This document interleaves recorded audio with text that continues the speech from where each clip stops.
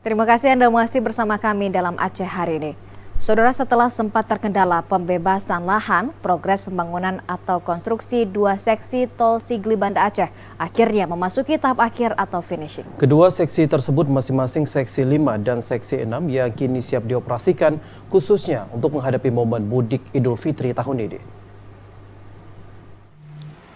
Kepastian penggunaan kedua seksi tol Sigli Banda Aceh ini menyusul selesai tahap pengerjaan konstruksi kedua seksi masing-masing 5 dan 6. Begitupun dari kedua seksi ini, progres konstruksi seksi 5 yang menghubungkan Belang Bintang Kuta Baru merupakan ruas yang progres konstruksinya telah mencapai 98% lebih.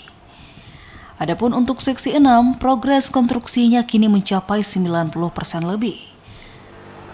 Branch Manager Tol Sigli Banda Aceh Totok Masyadi mengatakan, secara umum kedua ruas telah dapat dilalui termasuk saat mudik Idul Fitri nanti. Kondisi ini menyusul telah selesainya progres pembangunan jalan utama seksi 5 dan 6 dengan panjang masing-masing 7,3 km dan 5 km. Begitupun pengoperasiannya masih menunggu keluarnya sertifikat layak operasi dari kementerian terkait.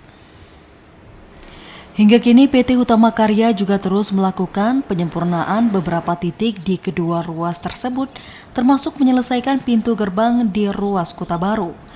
Seperti diberitakan, seksi 5 dan 6 merupakan seksi terakhir proyek tol Sibanceh, selain seksi 1 yang menghubungkan Selimum Padang Tiji. Dari Aceh Besar, Arman Konadi, TVRI melaporkan.